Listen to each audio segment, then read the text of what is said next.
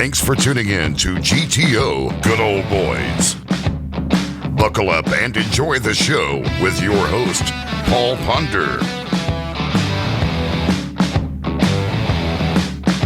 Hey guys, I want to tell you thank you for tuning in to GTO Good Old Boys. We've got Matt VanMeter here with us. He got to fish with JT Kenny last week, wasn't it? It was. Matt? It was last week. Yep. JT came from Florida. He did. Yep. He drove up from Florida, and Mikey Balls called me and said, "Hey, do you want to go out with JT?" And I jumped at the opportunity. JT's a really nice guy, super good fisherman. Yes, he is. And he'll put on a clinic in front of you. I promise you. I bet he will. He's an MLF spokesperson. Correct. Yeah. And it was a fun time. I was on a pretty good chatterbait bite at the time. Right.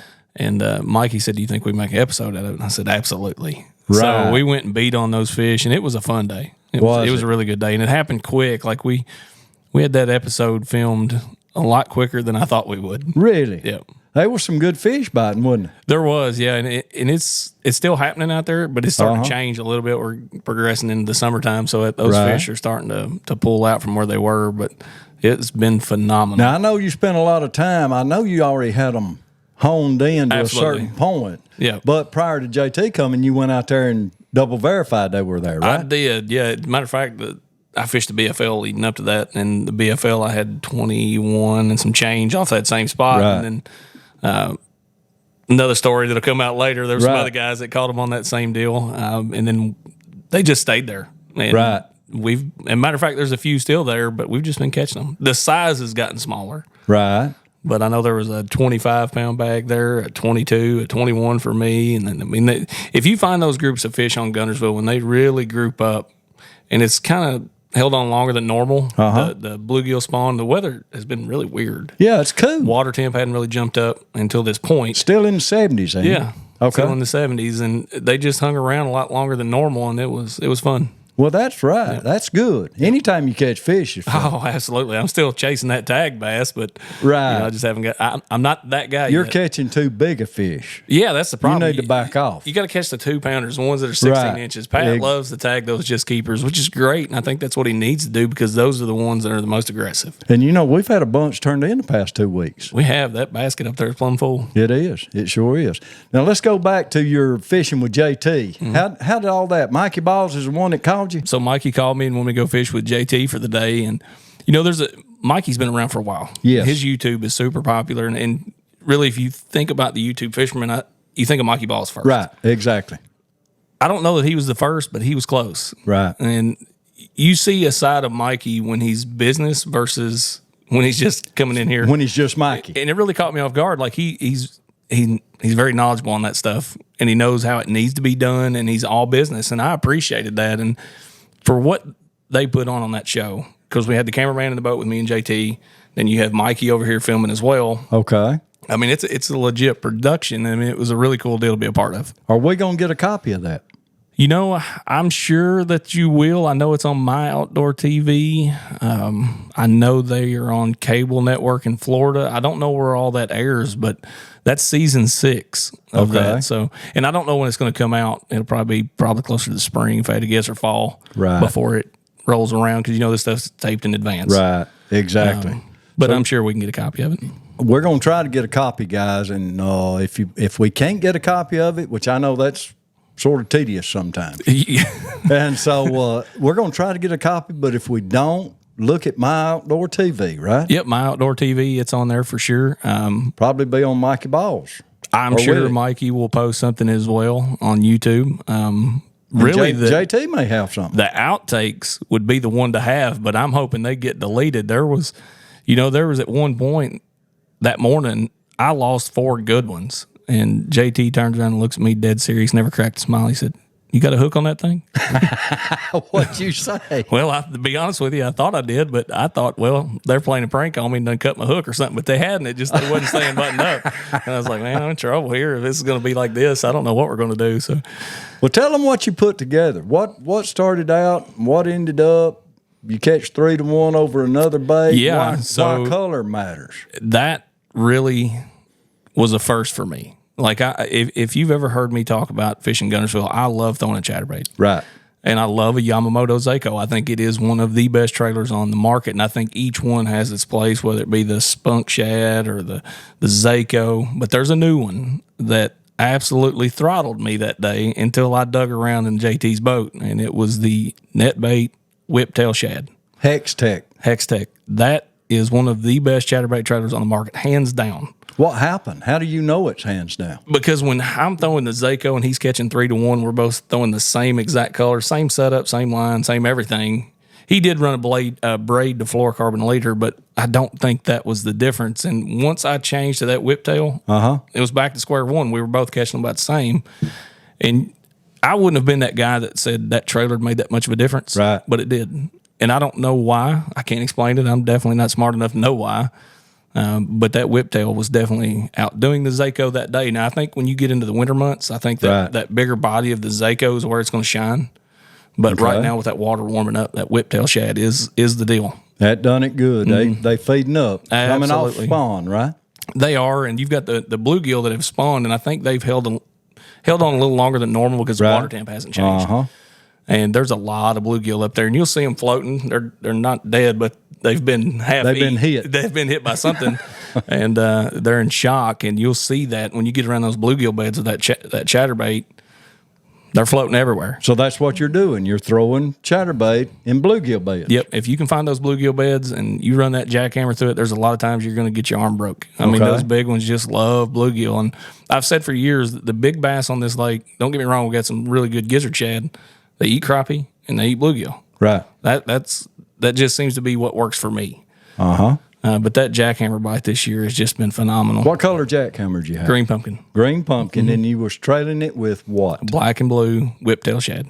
Okay, black and blue. And so it's all dark. I take that back. We did switch middle of the day. The sun kind of started to come out. It was real cloudy that morning, and they went to a green pumpkin shad. We are actually out of those. It's a brown back with a white belly. Okay, all right. So a green shad, and really, I think for me, what makes the most difference, whether it be a chrome blade or a painted blade on those jackhammers, I think that each has its place depending on the conditions that day. You're talking conditions: sunshine, cloudy. Yeah, if it's cloudy, give me something dark. Okay, yeah, cloudy, if it's sunny, dark. Give me something with some flash to it. Okay, all right. There you go, guys. You've got the whole story of JT and Matt. Yeah, that was a good one. It hopefully we'll get a copy of that, and it's not hard to tell what we were doing for sure. I mean, it was fun episode to shoot. And that new bait is made by American Bait Works. It's Hextech technology. It's the Netbait Whiptail Shad. We've actually got it on its own little rack right now until we get another load in them, and then we'll have to move it to the peg. But yeah, they've got a lot of new stuff out. It's a fine trailer for a chatterbait. It is. As a matter of fact, speaking of that Hextech, I took Micah yesterday to Smith Lake, and he was throwing the new Hextech Minute. I don't even know the name of that one yet, to be honest with you. It's the new. But it was catching them more than mine was. Really? How'd y'all do it? It was tough. I mean, Smith we had no current. I mean, there's no wind, no nothing, no clouds. It was just brutal conditions. Then you've got the recreational boaters that gets pretty heavy on that lake this time of the year. So it's hard to chase those spots out in the middle when you've got wake boats going around you. Matter of fact, he's got a clip that I'm sure he'll post of him about losing his phone on the mount back there. Yeah. Oh, me. There's crappie everywhere, dude. Oh, yeah. There's some big old bass in there eating them, but sometimes you just got to go with what you see. And if I see crappie, I ain't going to pass up a chance to throw a crappie jig on them. I always keep this handy because you never know when you need some crappie. You know the beauty about Tiger rods, this custom series. My phone's about to fall off. Oh, shoot. Excuse me.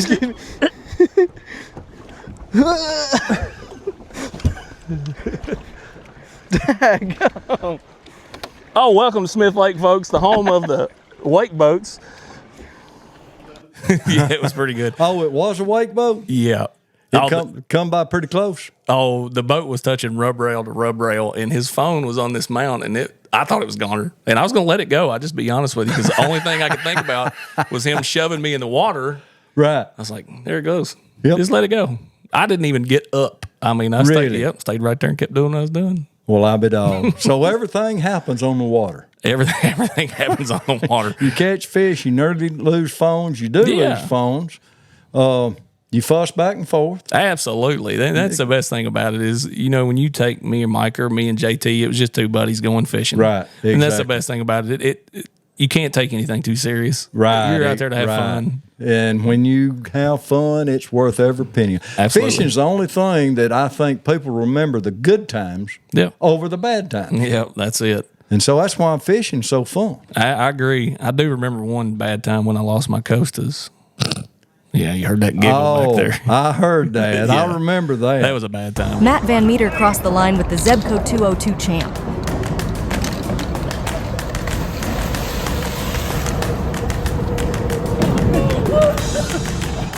Don't mess around with the Zebco 202 champ. You come over here, you screw on my spot, and you go down. That's just a warning for anybody that wants to challenge me. I don't care to challenge you in fishing or wrestling. I'm taking you down.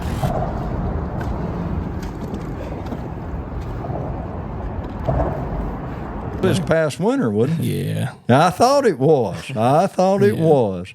Well, Micah gets involved a good bit of the time, and he gets his punches when he can, right? Micah and his camera are like the Black Plague to fishing, too. You can be on a 30-pound bag, and Micah shows up, and he's got this I don't even know how to explain it. It's just a train wreck. Oh. You're just waiting to happen. Okay. Yeah. Just comes off rails. Yeah, absolutely. Hey, Matt did come out with a new forward-facing sonar yesterday. I did see You a did see piece that. of that. So, look, we're walking down the dock, and Alabama State bird them, I don't know, what, vultures? I mean, they're everywhere. Okay. And, they're everywhere. And I just took it as a sign. There's a pair of goggles sitting right there. I'm like, I'm going to put them on his head, hold him by the ankles, and we're going to find these fish. There you go. Or just drop Mike overboard. I didn't know which one it was going to be. You think he'd have went to the bottom or floated? He'd absolutely floated. He would have been just fine.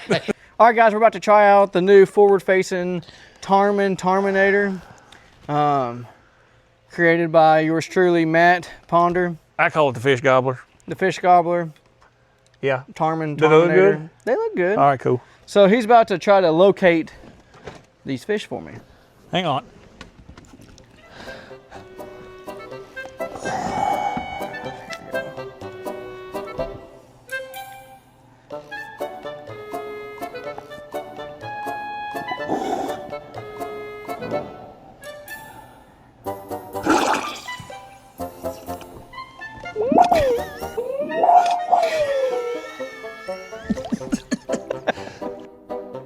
That sounds good. You know what Micah's made of. Yeah, exactly.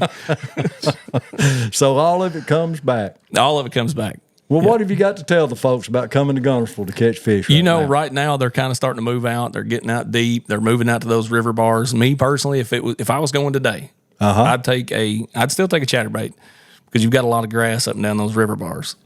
But I love throwing a big worm. There's nothing like that thing when they bite it. And right now is really the time to do it. And there's a couple different ways. I peg my weight, but a lot of guys don't. And each has its place. It really depends on how thick the grass is. But if I was going today, I'd take a big worm and I'd go out on the river and I'd look on those river bars. Any colors to share with people? Tennessee River has always been plum.